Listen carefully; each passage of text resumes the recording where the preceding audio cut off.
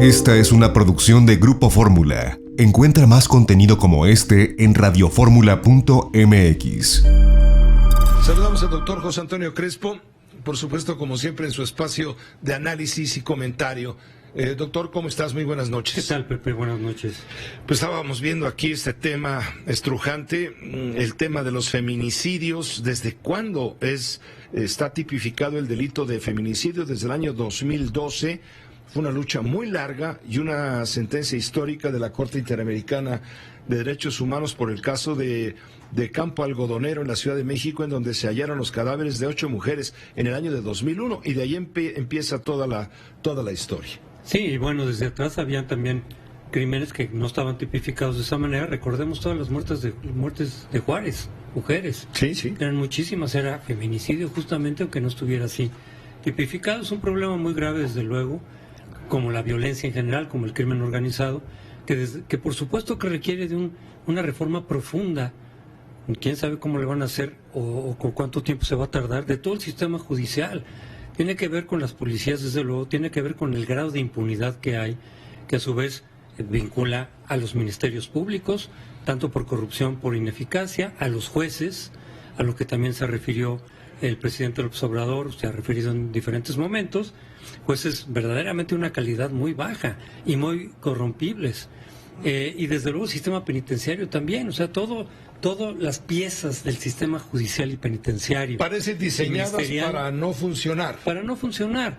Y eso es lo que se tiene que profundizar, y se tiene que hacer una reforma muy cuidadosa.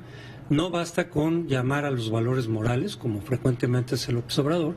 No, tiene que haber trabajo institucional y tiene que haber castigo a quienes hagan mal su trabajo, un tipo de castigo administrativo, y desde luego a quienes se corrompan, precisamente este tipo de casos, porque permiten que culpables se vayan, culpables queden libres, queden impunes, o que inocentes se vayan a la cárcel también del otro lado, y sean culpabilizados por falta de profesionalismo o por corrupción.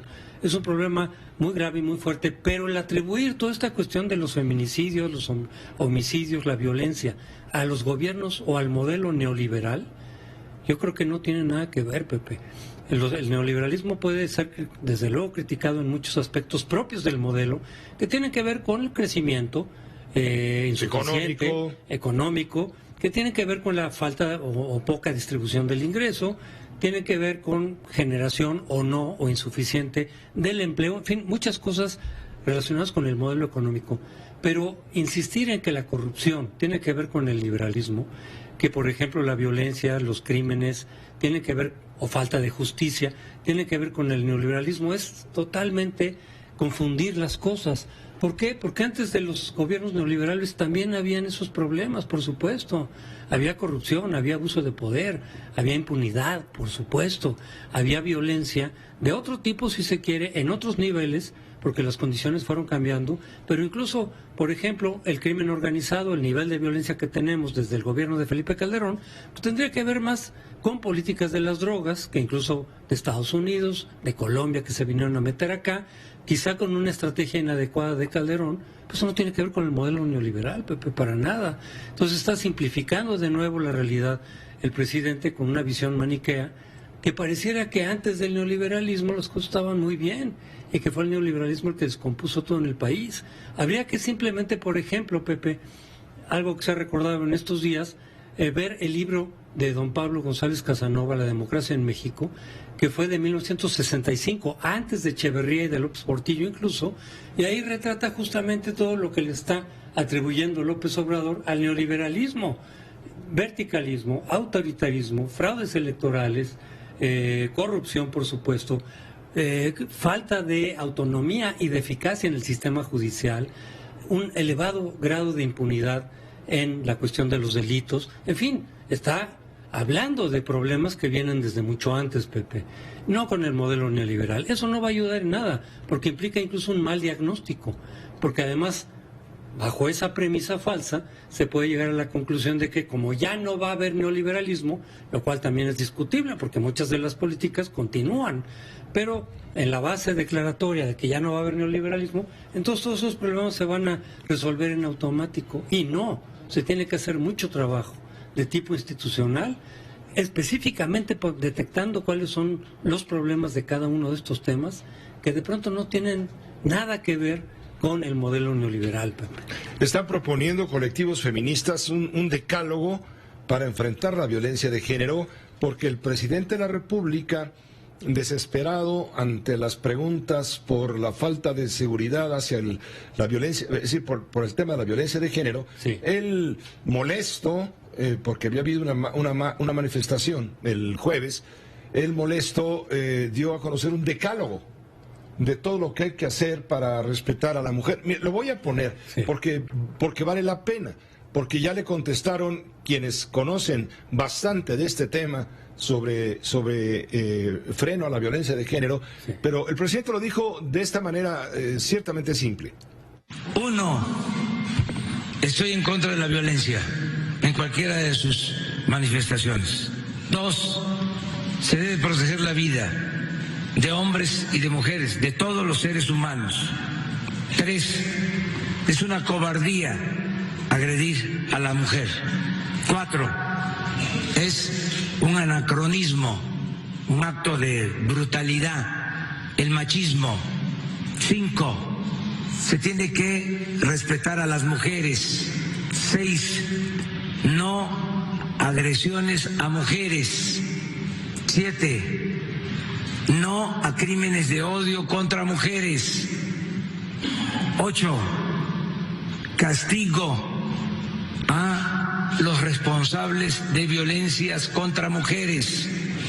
9, el gobierno que represento se va a ocupar siempre de garantizar la seguridad de las mujeres. 10, vamos a garantizar la paz y la tranquilidad en México. Bueno, ese decálogo puede haber quedado en 4 o 5 puntos clave, sí, sin repeticiones, sin reiteraciones. Déjeme agregar que apenas hace un mes, no hace ni un mes, el fiscal general de la República, el doctor Alejandro Gertz, fue a ver a los señores senadores y propuso suprimir el delito de feminicidio, ojo, y sustituirlo por el de homicidio agravado, con una pena que puede ir de 40 a 70 años.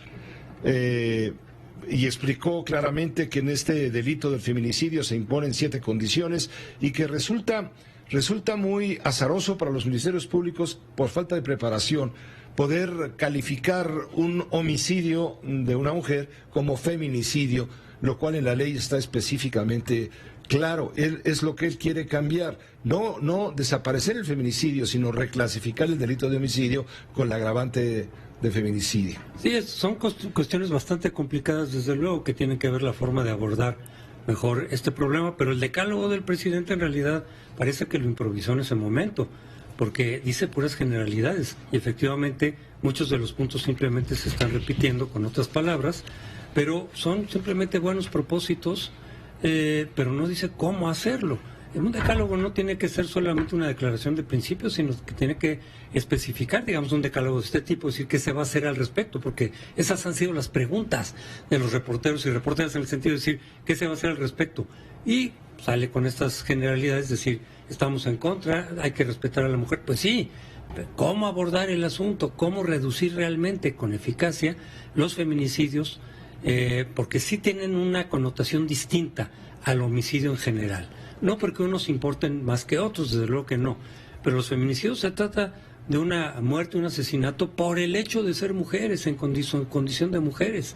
Entonces es algo complicado de abordarlo, de ahí la búsqueda de nuevas reformas y reclasificación, pero no pareciera que tienen claro cómo hacerlo.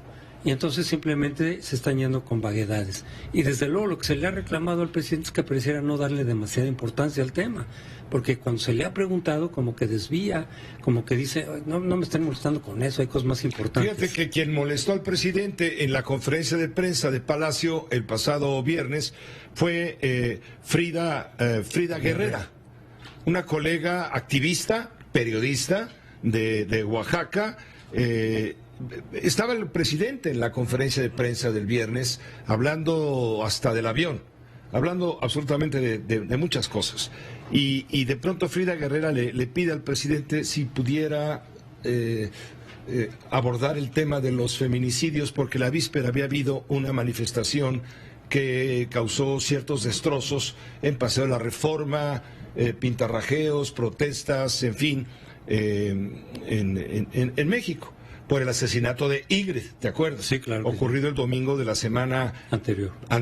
Así es. Y entonces, pues Frida se atrevió a encarar al presidente de la República, pues para preguntarle y conocer de primera mano las acciones del gobierno del presidente para combatir a los feminicidios. Así se dio el diálogo. Perdón que haya yo levantado la voz, pero a eso vine, justamente a que nos deje claro entonces cuál es la postura del presidente hacia nosotras las mujeres, si de verdad se va a hacer algo y no nada más va a ser simulación. Estamos en contra del feminicidio, estamos haciendo cosas todos los días, para garantizar la paz y la tranquilidad. A lo mejor, sí, si se tratara de los gobiernos anteriores, que se enteraban de los homicidios, del feminicidio, ¿sí?, de la violencia, por una tarjeta que les entregaban. Bueno, pues por hacer estas preguntas al presidente de la República, Frida Guerrera, a través de las redes sociales, ha recibido cualquier cantidad de ataques y amenazas. A través del hashtag Estoy con Frida, usuarios de estas redes sociales han expresado su apoyo y su solidaridad con la activista. Frida Guerrero dijo: es mi espacio, mi espacio decir la realidad, no es faltarle el respeto. Aquellos de derecha no se cuelguen de algo que antes no podíamos hacer porque nos levantaban. Y a los que no les gustó, les hago el favor y les doy block. Creo que López Obrador puede hacer mejores cosas.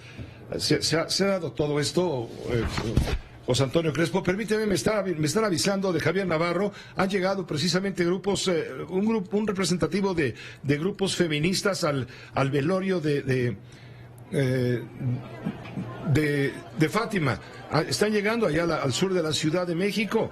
¿Qué está pasando con ellos? Han hablado con la mamá de Fátima. Adelante, Javier. Efectivamente, Pepe, pues después de que se habían concentrado en el exterior de su escuela Enrique Rexamen, han sido estos colectivos de mujeres feministas las que marcharon hacia este lugar, la casa de Fátima Cecilia. De este lugar posteriormente hicieron otra marcha con rumbo al lugar donde fue encontrado el cuerpo sin vida de esta pequeñita de 7 años de edad, y posteriormente retornaron a este sitio aquí en la calle de María Dolores Obregón. En este lugar pues ellas han estado echando porras, han hecho continuamente gritos de justicia, justicia, y Fátima, esta es tu lucha, y con esto están expresando el apoyo precisamente a los familiares de esta pequeñita que fue asesinada aquí en este punto de la alcaldía Xochimilco del sur de la Ciudad de México. En este momento pues no se han tenido ningún tipo de incidente de violencia por parte de este grupo de feministas, quienes en un principio pues los mismos habitantes de este lugar le solicitaron que se retiraran las capuchas, y pues esto lo hicieron, y con esto se han presentado aquí en este punto precisamente para expresar su solidaridad y este reclamo de justicia en contra de los feminicidios que se tienen aquí en la Ciudad de México. Lo que tenemos en este momento aquí en esta colonia Salcedo Astantlihuehualco, Pepe, de la alcaldía Xochimilco. Seguimos pendientes, Javier Navarro. Gracias por el reporte. Gracias, buenas noches. Pues cerramos el comentario. ¿Qué te parece? Solamente una cosa más en el caso específico de Fátima. Esto de que la escuela la haya descuidado y haya permitido que llegara una extraña a llevársela, es gravísimo, Pepe. No puede ser. ¿Qué pasa con los protocolos básicos de seguridad de niños de esa edad? Tienen que esperar hasta que lleguen sus padres por ellos, de alguna forma, y evitar que cualquier extraño pueda llevárselos. O cualquier persona que esté autorizado por los padres, ¿sí?, con una credencial que lo indique de esa manera, lo pueda hacer, ¿no? Igual y ahora se van a tomar medidas al respecto por este caso. Lo malo es que se improvisen las cosas, lo malo es que se descuiden. Y luego, pues el típico dicho, que desafortunadamente se aplica mucho en México, que es tapar el pozo después de que se ahogó el niño. Esto tenía que haberse previsto desde antes. Esto nos lo subrayó también Marilena Solís, presidenta y fundadora de la Asociación Mexicana de Niños Robados y Desaparecidos. Hablamos con ella haciéndose exactamente la misma pregunta. ¿Dónde está el respeto a los protocolos de la Secretaría de Educación Pública? Es más, familiares y vecinos se preguntan, indagan, caray, ¿qué pasó con la Secretaría de Educación Pública que no ha dado la cara respecto a alguna indagatoria de lo ocurrido en la escuela primaria Enrique Rebsamen para determinar si hubo alguna responsabilidad administrativa ante el caso de la alumna Fátima? Los padres de familia que tienen a sus niños en esa escuela también es lo que están exigiendo, que haya respeto, lo elemental, ¿no?, a los protocolos. Por supuesto, yo creo que ahí sí tendría que haber también algún tipo de responsabilidad administrativa. Gracias, doctor Crespo, José Antonio Crespo, con su análisis. Nos permite una pausa muy breve. Esta fue una producción de Grupo Fórmula. Encuentra más contenido como este en radioformula.mx.